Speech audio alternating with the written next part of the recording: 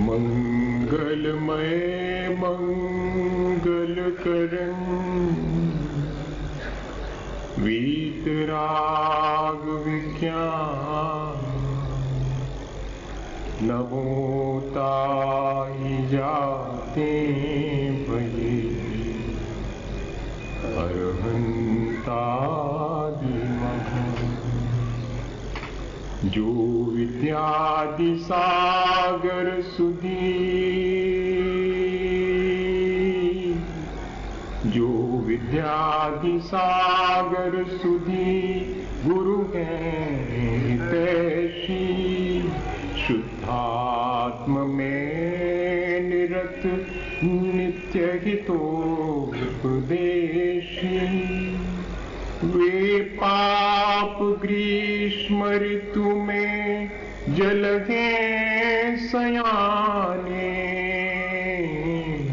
पूजून है सतत केवल ज्ञान पाने, पूजून है सतत केवल ज्ञान पाने। बोले भगवान महावीर स्वामी की, आचार्य कुंद कुंद स्वामी की, आचार्य गुरुवर विद्यासागर मुनि महाराज की।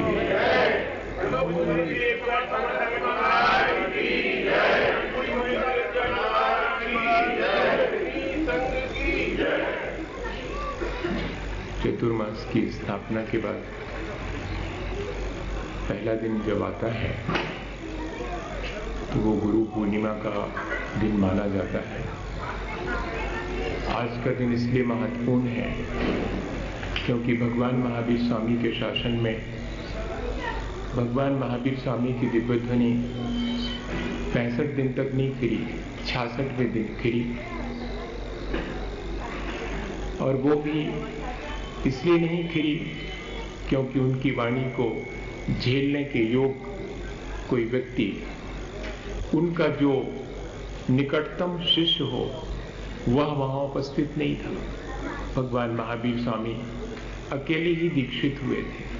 भगवान ऋषभदेव के साथ तो ऐसा था कि 4000 और मुनि महाराज थे, वे सब उनके ही शिष्य माने जाएंगे। उसमें से वृषभसेन पहले गणधर हो गए थे, पर भगवान महावीर स्वामी के साथ कोई भी दीक्षित नहीं हुआ था। कोई भी भगवान की दिव्य ध्वनि तीर्थंकर की विशेष रूप से तब खिलती है जबकि उनका कोई निकटतम शिष्य इस योग्य हो जो उनकी वाणी को अंतर्मुहूर्त के अंदर द्वादशांग में कन्वर्ट करके और सेव करके रख ले, just like tape recorder, as it is. जैसा उन्होंने कहा है वैसा का वैसा अंतर मुहूर्त में इतनी योग्यता हो कि द्वादशांग के रूप में उसे अपने भीतर ग्रहण कर ले। इतनी ग्रॉस्पिंग पावर उसके भीतर होनी, इतनी क्या कहें रिटेंशन की पावर उसके भीतर होनी। तो वैसा कोई नहीं था। आज के दिन हम सबका सौभाग्य है कि भगवान महावीर स्वामी की दिव्य ध्वनि खिरे और हम सब उससे लाभान्वित हों। उसके बीच में कोई मीडिएटर चाहिए, वो इंद्रभूति गौतम बनकर के आए थे। वे सबसे पहले भगवान के शिष्य थे और सबसे पहले वे ही गणधर थे।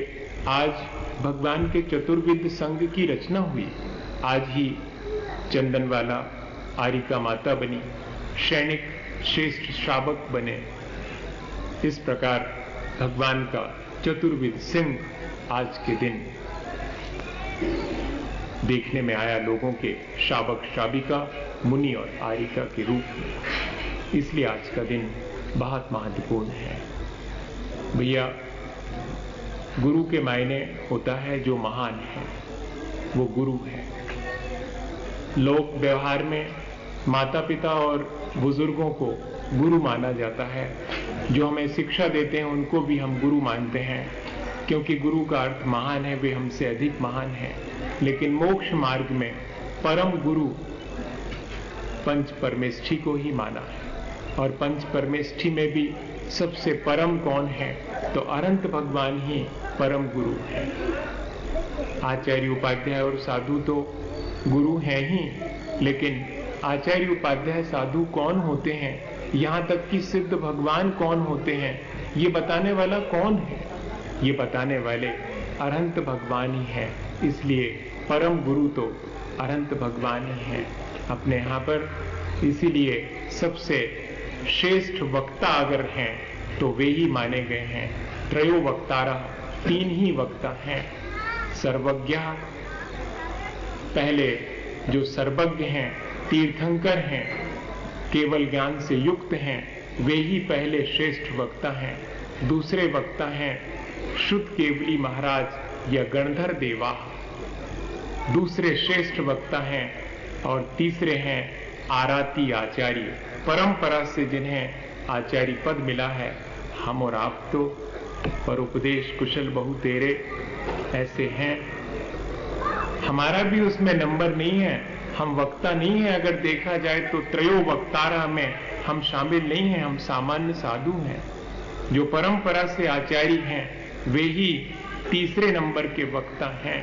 विनोबा से जब पूछते थे कि श्रेष्ठ वक्ता कौन है, तो वो कहते थे कि मैं तो इतना ही जानता हूं, जो माइक के सामने आके सबसे पहले देखता है कि कितने लोग बैठे हैं और मुझे कितने मिनट बोलना है, उतने में उसका गुणा कर देता है। 30 मिनट बोलना है और 10,000 लोग बैठे हैं तो कितने होगा? 1000 लोग बैठे मान लो और 30 मिनट बोलना है तो 30,000 मिनट मैं चाहूं तो बर्बाद कर सकता हूं, मैं चाहूं तो सार्थक कर सकता हूं। जो इतना ध्यान रखता है वही उस कोटि में आ सकता। लोक व्यवहार में, मोक्ष मार्ग में तो जिसको केवल ज्ञान प्राप्त हो गया है वही धर्म का स्वरूप कह सकता। या कि जो गणधर हैं, शुद्ध केवली हैं, जिन्होंने द्वादशांग के माध्यम से उस केवल ज्ञान को जान लिया है, उस विषय को जान लिया, या फिर जिन्हें परंपरा से द्वादशांग का ज्ञान प्राप्त हुआ है, वे ही हैं आज हमारे बीच जो सबसे श्रेष्ठ वक्ता हैं या द्वितीय श्रेणी के वक्ता हैं। न गणधर महाराज हैं, न केवली भगवान हैं। अपन को तो जो केवली भगवान की वाणी है उसमें जो गणधर ने जाना है, जो हमें दिया है, और परंपरा से आचार्यों ने हमें जो दिया है, वही आज हमारे हाथ में है। कितना महत्वपूर्ण हो जाता है।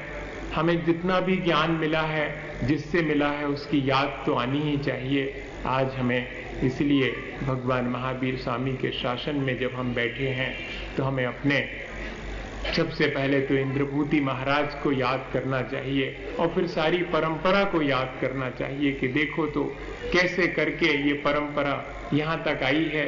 एक उदाहरण आता है कि कैसे आती है ये परंपरा, बात बात तक कैसे चलती है। तो भैया जैसे कि उतनी दूर कोई खड़ा है, राजा के दरबार लगा हुआ है और वहां से अगर राजा को एक छोटा सा टुकड़ा देना है बर्फ का, तो वो एक दूसरे के हाथ से चल के आता है और आखिरी हाथ में आते आते पूरी बर्फ की डली तो गायब हो जाती, हाथ भर गीले रह जाते हैं। बस ऐसे ही समझ लो। और उल्टा ये होता है कि अपने हाथ का जो मैल है वो और उस गीलेपन के साथ चिपक जाता है। पर वो जो गीलापन है वो उसी बर्फ की डली का गीलापन है, ऐसा मान करके संतोष करके अपने आत्म कल्याण के लायक जो है वो अपन आज भी अपने पास है। ऐसा नहीं है अपन इतने अभी अभागे नहीं है कि अपन को वो अपने आत्म कल्याण के जो प्रयोजनभूत 7 तत्व हैं उनका ज्ञान न मिला हो। अपन ज्ञान की चर्चा तो कल करेंगे। कल वीर शासन जयंती है। कल भगवान की दिव्य ध्वनि को इंद्रभूति गौतम द्वादशांग की रचना करके हम और आपके लिए देंगे। समझेंगे अपन कि क्या दिया हमारे लिए और क्या हमारे लिए अब उसमें करना चाहिए। आज तो इंद्रभूति गौतम या कि अरहंत भगवान जिनकी की दिव्य ध्वनि की, वे हमारे परम गुरु हैं। गुरु के मायने महान होता है और उसकी महानता किस बात में है, इस पे अपन विचार करें। वैसे गुरु होना बहुत आसान है मेरी दृष्टि में, कोई भी बन जाता है गुरु, लेकिन शिष्य होना सबसे ज्यादा कठिन। आज तो मैं सोचता हूं इंद्रभूति गौतम स्वामी हम सबके लिए गुरु थे, लेकिन वे तो आज शिष्यत्व को प्राप्त हुए थे। अगर वे भगवान महावीर स्वामी का शिष्यत्व अंगीकार नहीं करते तो वे हम सबके गुरु कैसे हो जाते। तो मुझे जब भी ये बात ध्यान में आती है कि गुरु की महिमा गानी है, तो मैं सोचता हूं कि वही गुरु श्रेष्ठ है जो अपने गुरु का सच्चा शिष्य है। इसलिए शिष्यत्व जो है प्राप्त होना, शिष्य की आंख से देखोगे तो ही गुरु देखेगा। जिनेंद्र वर्णी हमेशा कहा करते थे कि उन लोगों को गुरु कैसे दिख सकता है जो अपने आप को पहले ही से गुरु मान के बैठे, उनको दुनिया में कौन गुरु न देखे। जो अपने को शिष्य मान के बैठा होगा उसको सब जगह गुरु दिखाई पड़ जाएगा, क्योंकि उसे तो शिक्षा लेनी है, उसे तो अपने जीवन का कल्याण करना है। और भैया गुरु इसलिए महान है क्योंकि उनकी उपस्थिति ही पर्याप्त होती है। जिसकी उपस्थिति ही सारे परिवर्तन कर देवे, जिसे कहना ना पड़े, वो सच्चा गुरु है। और वैसे तो अपन देखते हैं कि कक्षाओं में कुछ गुरु होते हैं जो कि कक्षा के दरवाजे पे पहुंचते ही साथ सारी कक्षा व्यवस्थित हो जाती है। थोड़ी देर पहले वही बच्चे चाक टुकड़ा फेंक रहे थे, पिट पिट कुछ बजा रहे थे, हल्ला कर रहे थे, डेस्कों पे से कूद रहे थे, और जैसे ही गुरुजी पहुंचे दरवाजे पर और सब व्यवस्थित उनकी उपस्थिति से। लेकिन कुछ गुरुजी होते हैं जो भीतर पहुंच जाते, फिर भी हल्ला चलता रहता, फिर भी डंडा उठा पटकते हैं, हे शांत रहो हम आ गए। तो ऐसे गुरु भी रहे। हमें आज कौन से गुरु प्राप्त हुए हैं जिनकी उपस्थिति ही पर्याप्त। हमारे जीवन को परिवर्तित करने के लिए तो आज हमारे पास अगर कोई समोशरण होता साक्षात, तो हम तो बैठ जाते वहां और सम्यक दर्शन प्राप्त करने के ऐसे अच्छे साधन, लेकिन आज नहीं है। फिर भी हम अगर उनको अपने भीतर याद करें, उनकी उपस्थिति महसूस करें। देखो, किसी का उपस्थित होना महत्वपूर्ण तो है ही, लेकिन उसकी उपस्थिति अगर हम समझें तो वो उसका उपस्थित होना महत्वपूर्ण है। वे जो बच्चे हैं वे क्यों व्यवस्थित हो जाते हैं? वे मानते हैं कि मेरे गुरु आ गए। और अगर वे बच्चे अपने गुरु को गुरु नहीं माने तो गुरु के उपस्थित होने पर भी व्यवस्थित नहीं होंगे। इसलिए जरूरी है कि हम गुरु को स्मरण करें आज, और गुरु के स्मरण करने मात्र से उनकी उपस्थिति हम अपने आसपास फील करें। जब भी कोई बुरा काम हमसे होने लगे तो ऐसा कोई भीतर से कहे कि क्या कर रहे हो, और हमें भी याद आ जाए कि हमारे गुरु को अगर मालूम पड़ेगा तो वो क्या सोचेंगे। ऐसा जो व्यक्ति अपने भीतर शिष्यत्व को ऐसा समर्पण करता है, भैया समर्पित व्यक्ति ही गुरु को अनुभव कर सकता है, गुरु की उपस्थिति को फील कर सकता। मैं तो सोचता हूं आज तो कम्युनिकेशन के इतने साधन हो गए हैं, बड़ी आसानी से हम मैसेज कन्वे कर लेते हैं, एक दूसरे से प्राप्त कर लेते हैं। पहले तो शिष्य को भेज दिया गुरु ने हजारों किलोमीटर दूर, कोई साधन नहीं है, बैलगाड़ी से 6-6 महीने में मैसेज कन्वे होगा, कहां पहुंचेंगे? लेकिन कैसे कन्वे होता होगा? समर्पण से संप्रेषित होता है, डायलॉग शुरू हो जाता है। 1000 किलोमीटर दूर बैठे गुरु को भी एक शिष्य अपने निकट महसूस करता है। और मैं आपको इसका उदाहरण बताऊं, मैं जब यहीं पास में गुना में था तो ऐसी थोड़ी स्थिति बनी कि मुझे लगा कि नहीं, अपन को यहाँ पर अधिक समय नहीं रुकना चाहिए और चले जाना चाहिए। क्यों अपन को व्यर्थ जो है उलझना चाहिए, विवाद में क्यों पड़े अपन। राग द्वेष करने के लिए घर छोड़ा है, अपने आत्म कल्याण के लिए छोड़ा है। ऐसी सिचुएशन, ऐसा एनवायरनमेंट क्रिएट हो जाता है कई बार। तो अब मैं दुविधा में कि आज्ञा तो है कि मैं यहीं रुकूं और मैं अपनी तरफ से यहां से विहार तो करूं नहीं। अब 800 किलोमीटर दूर अमरकंटक में आचार्य श्री हैं, मैं उनसे कैसे इस बात के लिए आदेश मंगाऊं? इतने जल्दी तो आएगा नहीं। आप आश्चर्य करेंगे कि मुझे उस दिन रात में और आचार्य श्री स्वप्न में दिखाई पड़े आशीर्वाद देते हुए। और सुबह सुबह मन तो बहुत अच्छा नहीं था, उदास था, पर फिर भी उस स्वप्न से मुझे बड़ा धैर्य बंधा। और इतने ही नहीं, आहार के बाद लौट के आया तो एक व्यक्ति कहने लगे कि हम अमरकंटक से आए हैं। हमने कहा, अरे आप अमरकंटक से? आचार्य श्री कैसे हैं, स्वस्थ हैं? कुछ बोल रहे थे। बोले नहीं, जब हमने उनसे कहा कि हम ग्वालियर जा रहे हैं तो उन्होंने कहा कि महाराज को आशीर्वाद कहना और कहना संयम से काम लो। अरे हमने तो कोई समाचार ही नहीं भेजा, और हमारे लिए वहां से जो है उनको क्या मालूम है, हम सोच रहे हैं, लेकिन उन्हें सब मालूम रहता। श्रद्धा की आंख से ये थोड़ा सा जगत नहीं, इसके पार जो जगत है वो भी श्रद्धा की आंख से दिख जाता है। भैया क्या आवश्यकता थी आशीर्वाद के साथ ये भी कि संयम रखो, धैर्य रखो। समझ में आ गया कि संयम रखना, धैर्य रखना, अपने को क्या होने वाला। अपनी मना स्थिति अच्छी है तो परिस्थितियां चाहे कैसी भी हो सब अच्छा होता है। मैं आपसे इसलिए ये कह रहा हूं कि हमारे भीतर अगर शिष्यत्व है तो ही हम गुरु का महत्व समझ सकते हैं, और इतना ही नहीं, हम गुरु की उपस्थिति और अनुपस्थिति दोनों में उनसे लाभ ले सकते हैं। और हमारे भीतर समर्पण नहीं है तब तो फिर कोई भी गुरु हमारे सामने रहे, हम उनसे न उनकी उपस्थिति से प्रभावित हो सकते हैं, न उनका हम लाभ ले सकते हैं। गुरु की 3 विशेषताएं होती हैं। गुरु मां के समान करुणावान होते हैं।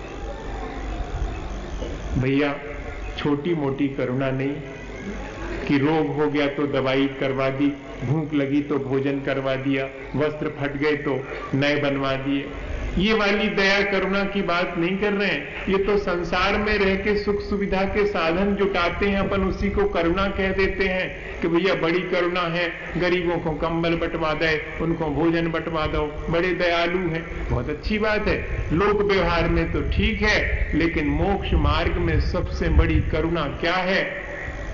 तो कहते आत्म कल्याण का जो रास्ता बतावे और साथ में खुद चले, सहारा देवे, इससे बड़ी करुणा कोई नहीं। जैसे मां की करुणा अपने पुत्र पर होती है, ऐसे ही एक गुरु अपने शिष्यों के प्रति कैसी करुणा रखते हैं, ऐसी कि वे निरंतर मोक्ष मार्ग पर बढ़ते चले जाएं और कभी अपने को अकेला फील ना करें, गुरु उनके साथ में है, इस तरह वो उसको फील करें।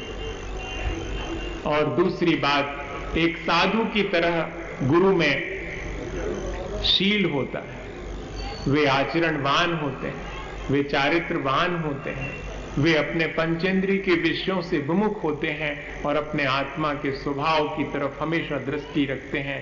शील के मायने स्वभाव है, वे अपने स्वभाव में लीन रहते हैं, 5 इंद्रियों के विषय उन्हें प्रभावित नहीं करते हैं, ऐसे वे गुरु होते हैं। और तीसरे नंबर है, वे ज्ञानी की तरह प्रज्ञावान होते हैं। प्रज्ञा के मायने टैलेंट है, यहाँ पर स्वतः स्फूर्त ज्ञान, आचरण में से निकला हुआ ज्ञान, एडॉप्टेड नहीं, किताब में से पढ़ा हुआ ज्ञान नहीं, जो आचरण में से प्रकट होता है उसे कहते हैं प्रज्ञा। कहते ऐसे वो प्रज्ञावान होते हैं। अपन को आज ऐसे ही गुरु की प्राप्ति हुई जो कि हमारे लिए मोक्ष मार्ग बता करके बड़ी करुणा करते हैं। इतना ही नहीं, वे स्वयं 5 इंद्रियों को जीतते हैं, निष्परिग्रही होते हैं, निर्ग्रंथ होते हैं। हमें भी निर्ग्रंथ और निष्परिग्रही और इंद्रिय विजयी होने की शिक्षा देते हैं। और इतना ही नहीं, वे हमें प्रज्ञा की छेनी देते हैं, जिससे कि हम देह और आत्मा को जिन परम पैनी सुबुद्धि छेनी डारी अंतर भेदिया वर्णादि अनुरागादि ते निज भाव को न्यारा किया। प्रज्ञा वो कहलाती है। पन्ना ये हे तब्बो, प्रज्ञा के द्वारा जो अपने देह से पृथक आत्मा को ग्रहण करने की प्रक्रिया बताते हैं, ऐसे गणधर महाराज इंद्रभूति गौतम आज अपन को प्राप्त हुए थे। और मैं आपसे कहूं कि 2 तरह का समर्पण होता है, बहुत जरूरी है अपन को ये चीज समझ लेनी। एक होता वैधानिक और एक होता है आत्मीय समर्पण। वैधानिक समर्पण तो ये है कि मजबूरी में और सब बातें मानना पड़ती हैं, वो कहलाता है वैधानिक समर्पण। और एक कहलाता आत्मीय समर्पण, जिसमें स्वयं श्रद्धा से हम उनकी सब बात मानने तैयार हो जाते हैं। मुझे आपको एक घटना और सुनानी। मैं अपने जीवन की इन घटनाओं को जो आचार्य जी से जुड़ी हैं, उनको आपको इसलिए नहीं सुना रहा हूं कि मैं अपनी प्रशंसा करना चाह रहा हूं। नहीं सुन रहे? सुन लो भैया, हम ज्यादा थोड़ी दिन रहेंगे, जिंदगी भर आपके साथ, किसी भी दिन समय होने पे चले जाएंगे। आपको ज़्यादा परेशान नहीं करेंगे, न सुनने पर मजबूर करेंगे। हाँ, थोड़े समय के लिए है, थोड़ा ही मानता हूँ मैं, एक दिन ही अपने लिए। कल किसकी आंख खुलेगी, कल किसकी आंख नहीं खुल पाएगी, कोई नहीं जानता है। इतना तो अनश्वर है ये जीवन। तो अपन बात कर रहे थे कि मैं आपसे कह रहा था कि जब भी मैं कोई आगे भी आपसे कोई अपने जीवन की घटना कहूँ तो आप ये मत मानिएगा कि मैं अपनी कोई उसमें प्रशंसा कर रहा हूँ। मैं तो सिर्फ एक आचार्य श्री से जुड़ा हुआ उदाहरण आपको दे रहा हूँ। मुक्तागिरी की बात है और दीपावली का दिन, और उस दिन सुबह सुबह मुझे उन्होंने बुलाया, इधर आओ, ठंड तो नहीं लगती? मैंने कहा कि लगती तो है। ज्यादा लगती नहीं, थोड़ी सहन कर लेता हूँ। अच्छा ठीक, तो दुपट्टा इधर रख दो। सब लोग बैठा है, पूरा संघ, दुपट्टा इधर रख दो, रख दिया पास। कटोरा कहाँ है? छुल्लक जी थे हम, तो कटोरे में लेते थे, तो कटोरा कहाँ है? वो रखा उधर, उठा लाओ। उठा के लाए, रखो यहाँ, रख दिया। अब मैं जैसा कहूंगा वैसा करोगे? मैंने हाथ जोड़ लिए, कहने की भी आवश्यकता नहीं पड़ी। तो फिर बोले कि मैं 2 और 2 5 कहूंगा तो? मैंने कहा कि मैं पहला व्यक्ति होऊंगा जो कि ये कहूंगा कि 2 और 2 5 ही होते हैं, क्योंकि आप कह रहे हैं। बस 9 बार नमोकार पढ़ लो और एलक जी की दीक्षा हो गई। सब संग से कहा कि एलक महाराज की जय बोलो। हो गया काम। मुख्य बात उसमें क्या है? उसमें मुख्य बात क्या है? बाकी सब तो ठीक है, उनके एलक दीक्षा देने का पैटर्न भी समझ में आ गया, वो सब ठीक है, लेकिन मुख्य बात क्या है? वे देखते हैं कि आपके मन में हमारे प्रति आत्मीय समर्पण है या वैधानिक है, मजबूरी वश है, या कि अंतरात्मा की आवाज। बस इतना ही अपन को ध्यान रखना चाहिए कि जब भी अपन को गुरु मिलेंगे, जबकि हमारे भीतर वो समर्पण जागृत होगा, ऐसा समर्पण जिसके माध्यम से हम गुरु के महत्व को समझ सकेंगे और उनका लाभ ले सकेंगे। जीवन में एक साधु के लिए 4 ही चीजें उपकरण के रूप में कही गई हैं। उभयर्णम जिनमज्ञे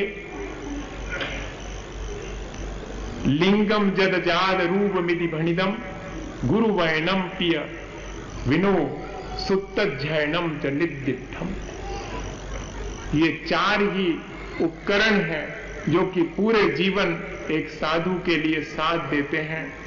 मेरे बहुत अधिक पिछले वर्ष अस्वस्थ अवस्था में आचार्य श्री के माध्यम के पास से यही 2 लाइनें प्रवचन सार जी की कुंद कुंद स्वामी की गाथा है ये आई थी, और उससे हृदय को बहुत संतोष मिला था।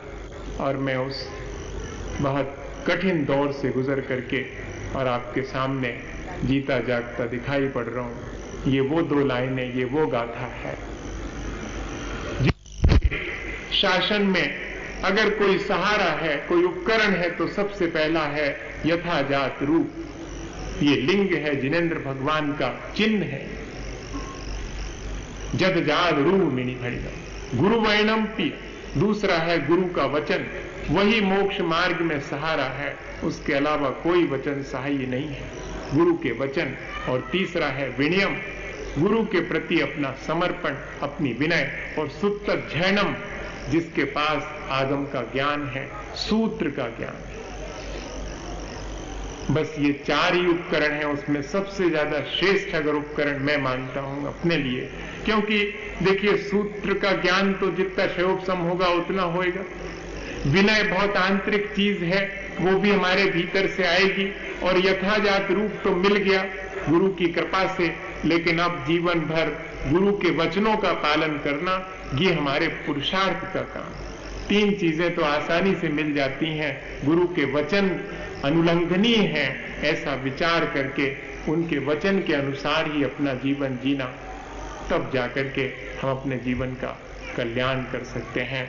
मुझे और बहुत बात तो नहीं कहनी गुरु के बारे में, उनके बारे में तो क्या कहें। जब भी किसी गुरु की बात आती है तो मुझे तो आचार्य श्री ही दिखाई पड़ते हैं। इंद्रभूति गौतम की चर्चा भी कर रहा हूं, पर मेरे ध्यान में तो वही आते हैं जिन्होंने मुझ पे कृपा करके और मुझे यहाँ तक इस लायक बनाया। लायक बना कि नहीं बना वे ही जानते हैं। मैं अपने को उस लायक भी नहीं मानता, वे मुझे जिस लायक मानते हैं।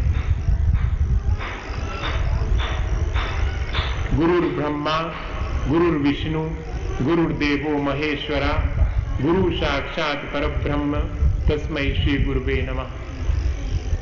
गुरु ब्रह्मा है, मातेव बालस्यतानुशास्ता। वे माँ के समान हमारे हित को चाहने वाले हैं, इसलिए वे ब्रह्मा के समान हैं। रिकंस्ट्रक्ट करते हैं, एक जन्म माता पिता देते हैं, लेकिन दूसरा रीबर्थ जिसको कहते हैं, वो दूसरा जन्म, एक ही जीवन में दूसरा जन्म अगर कोई देने वाला है तो वे गुरु हैं और हमें कंस्ट्रक्ट करते हैं, वे हमें बनाते हैं, नए सिरे से बनाते हैं। इसलिए वे ब्रह्मा के समान हैं। मातेव बालस्यतानुशास्ता। और शिष्यानुज्ञे कुशलो, शिष्य पर हमेशा उसका पोषण करते रहते हैं, उसे संभालते रहते हैं। ये उनका विष्णु बना है। विष्णु वो है जो रक्षा करता है, वे विष्णु भी हैं। जैसे अपन भक्तांबर स्तोत्र में भगवान की स्तुति करते हैं तो कहते बुद्धस्तमेव विबुधार्पित बुद्धि बोधा तुम शंकरोषि भुवनत्रय शंकरत्वात् धातासि धीर शिवमार्ग विधेर विधाना व्यक्तम तमेव भगवन पुरुषोत्तमोसी। पुरुषोत्तम विष्णु भी आप ही हैं, मोक्ष की विधि बताने वाले विधाता ब्रह्मा आप ही हैं, सारे जीवों को सुखी करने वाले शम करोति इति शंकरा महेश भी आप ही हैं। और बुद्ध केवल ज्ञान से युक्त हैं, बोधि से युक्त हैं, इसलिए आप ही बुद्ध हैं। सारे विशेषण वहां लगाते हैं।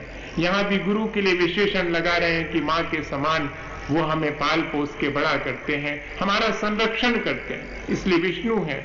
वे हमारे भीतर की बुराइयों का संहार करते हैं, इसलिए महेश भी है। शिष्यानुज्ञे कुशलो लेकिन दुस्सीले चावी जानिता।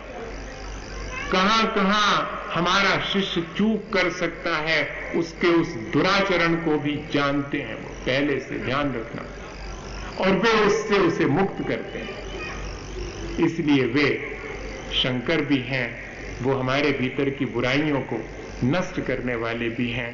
ऐसे गुरु के लिए मैं और विशेष क्या कहूं, मैं तो उनके चरणों में आज अपना समर्पण ही व्यक्त करता हूं और आप सबसे भी अपेक्षा रखता हूं कि आपने जिसे गुरु माना उनके अच्छे शिष्य बनने का प्रयास करिए। वे तो अच्छे गुरु हैं ही, वे गुरु हैं इसलिए वे अपना कल्याण कर लेंगे, लेकिन हम उन्हें गुरु माने तो हमारे अंदर शिष्यत्व का भाव आएगा, तो हम भी अपना कल्याण कर लेंगे। भैया विनोबा से जब पूछा जाता था कि 2 बातें बता दो, तो वो कहते थे जीवन के कल्याण के लिए 2 ही बातें हैं, मातृ मुखेन ज्ञानम मातृ हस्तेन भोजनम। जो माँ के हाथ का बना भोजन खाता है और माँ के मुख से ज्ञान प्राप्त करता है, उसका जीवन ही सार्थक है। भैया माँ कौन है? माँ के समान तो अनंत भगवान को ही लिखा है कि मातेव बालस्यतानुशास्ता। वे अनंत भगवान ही माँ है, जिनवाणी ही माँ है। जिनवाणी के माध्यम से जो हम ज्ञान अर्जित करते हैं वो हमारा कल्याण करेगा। और माँ के हाथ से भोजन करना, जिनवाणी कौन सा भोजन करने के लिए कहती है, वही तो माँ के हाथ का भोजन है। घर में माँ के हाथ की बनाई रोटी और माँ के हाथ से सीखी गई विद्या, वो ठीक है, लेकिन परमार्थ में कैसे इसको समझें? तो परमार्थ में यही है कि जिनवाणी के मुख से जो ज्ञान प्राप्त हुआ है, तीर्थंकर के मुख से जो ज्ञान प्राप्त हुआ है, उसी से कल्याण होगा। और तीर्थंकर की वाणी में जैसा शुद्ध भोजन करने का कहा गया है, वैसा भोजन करना, उन्हीं के हाथ से खाना, मतलब उनके कहे अनुसार अभक्ष्य चीजों का त्याग करके और निर्दोष शुद्ध भोजन करना, तभी हमारा कल्याण हो सकता है। मैं आपसे ये बात इसलिए आखिरी में कह रहा हूं कि अब जब आपके यहाँ बहुत दिन तक रहूंगा तो एक बात भर का ध्यान रखें, हमारा ज्यादा कोई नियमों का आग्रह नहीं है, पर हमारा एक आग्रह अवश्य है कि हमारे हाथ पर ग्रास रखने से पहले आप अपने सीने पर हाथ रख के सोच लें कि मेरे हाथ इनके हाथ में ग्रास रखने लायक है या नहीं है। व्यसन का त्याग तो होना ही चाहिए, कम से कम जो सप्त व्यसन का त्यागी हो वो ही ग्रास हाथ पर रखने की चेष्टा करे। हम ये नहीं कह रहे कि आप शराब छोड़ें, नहीं, अगर आप नहीं छोड़ सकते तो कृपा करके हमारे हाथ पर ग्रास नहीं रखें। हम कहाँ कह रहे हैं आपसे कि आप नियम लें, नहीं, आप नहीं कर सकते तो कोई बात नहीं, मगर हमारे हाथ पर ग्रास रखने से पहले अपने हृदय पे हाथ रख के पहले देख लेवे कि क्या मैं भैया एक एक ग्रास दिन भर राग द्वेष से जीतने में सार्थक होगा। वीतरागता के और संयम के पालन करने के लिए, इसलिए इस बात का ध्यान रखें। मेरे और कोई नियम नहीं है, यही एक नियम है। लेकिन महाराज बहुत वृद्ध हो गए, वो अपने नियम पहले से निभाते आए हैं। वो सोचते हैं कि अब शेष थोड़ा सा जीवन है, उसमें क्यों नियम तोड़ें, तो वे तो उन्हीं लोगों से आहार लेते हैं सप्त व्यसन का, जिनका त्याग है। एक चीज पहले नंबर, कोई उनसे जिद ना करे आहार देने की अगर उसका त्याग नहीं है तो। सप्त व्यसन का त्याग, देव दर्शन का नियम होना आवश्यक है, रात्रि भोजन का त्याग आवश्यक है, छने पानी का उपयोग करेंगे। ये 4 नियम अगर आपके पास हैं तो ही महाराज के हाथ पर ग्रास रखने की चेष्टा करें, अन्यथा पीछे हट जाएं। जिस दिन आपके अंदर ये सामर्थ्य आ जाए कि हाँ मैं इतनी चीजें छोड़ सकता हूं, तो जरूर शौक से, बहुत श्रद्धा से और आहार रखें। हमारे लिए जरूर एक ही नियम है, उस एक नियम का, बाकी नियम यथासंभव वो हमारे साथ आपको उतनी छूट है, पर महाराज के लिए तो आप इन सब बातों का बहुत गौर से ध्यान रखें। उनकी चर्या थोड़ी सी जो है अवशेष, एक माता जी थी, आचार्य जी ने उनको खूब समझाया कि आप ऐसा किया करें, ऐसा, तो वो आखिरी में सब बोले गुरुजी आपकी सब आज्ञा मुझे मंजूर है, लेकिन क्या करें, थोड़ा सा जीवन रहा, इतने दिन से निभाती आए, तो अब काय को छोड़े। वे हल्दी नहीं खाती तो आचार्य जी ने कही कि आप हल्दी लेबू करें, कि अब इतने दिन से नहीं खाई तो काय को खाएं, और जा तो ठीक है हम खा सकते हैं, मनो काय को खाएं। महाराज भी जो है हल्दी नहीं लेते, तो हमने भी जो है उनके साथ में कि श्रावक को क्यों परेशानी हो कि अब हल्दी एक महाराज लेते एक नहीं लेते, हमने भी छोड़ दी कि जब तक महाराज के साथ हैं हम भी नहीं लेंगे, ताकि किसी को कोई। लेकिन ये जो नियम है वो मेरे लिए तो इतना ही ध्यान रखें कि सप्त व्यसन का त्याग होना चाहिए, लेकिन महाराज के लिए ये बातें और ध्यान में रखें। बार बार उनको वहां चौकी में पूछना नहीं पड़े कि रात्रि भोजन को त्याग है कि नहीं है, पहले ही से देख लो और बोल दई अपने मन से कि महाराज छने पानी को नियम है, रात्रि भोजन को त्याग है और देव दर्शन को नियम है, इसे हम आपके योग्य हैं आहार देने के। इतना पहले से मन बना के आए, वहां पर अच्छा नहीं लगता कि अब छोड़ो हफ्ते भर को, फिर ऐसे हिचर मिचर सी कर रहे और बढ़ाओ 15 दिन को, फिर महीना भर को, जी अच्छा नहीं। इसलिए आप पहले से ही जो है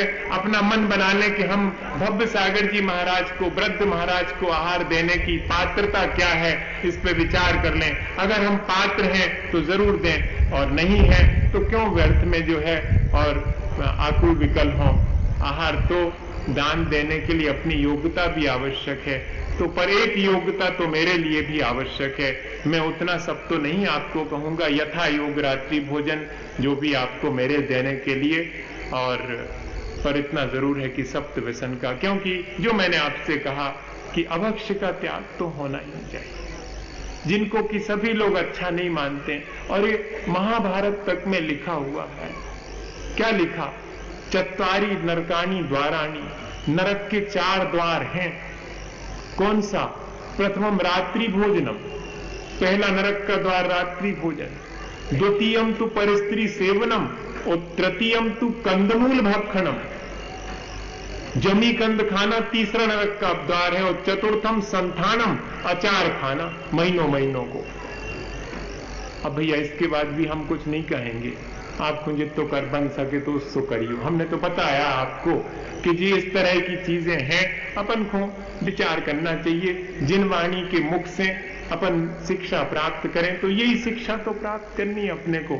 इसलिए इन सब बातों को ध्यान में रख करके आज अपन ने गुरु पूर्णिमा मनाई है, तो कम से कम अपने जीवन में उन गुरुओं की वाणी में जो कुछ आया हमारे कल्याण के लिए, उन गुरुओं का जीवन कैसा है उस सब से हम शिक्षा लें और अपने जीवन को अच्छा बनाएं। कल वीर शासन जयंती के दिन भी अपन ऐसे ही बैठेंगे और फिर उसके बाद तो रोज 7:30 और ये फॉर्मेलिटीज अब बंद कर देंगे। अब बहुत हो गई, क्या करना कि अब जी आ रहे फिर भी आ रहे फिर जी आ रहे, यही में 10 मिनट हाँ मतलब आवश्यक नहीं है। इतने लोगों को भी ध्यान रखो अपन कि इतने लोगों की एक माने 1000 लोगों को 1 मिनट खराब हो तो जाने समझो एक खराब हो, 1000 मिनट खराब हो गए पूरे।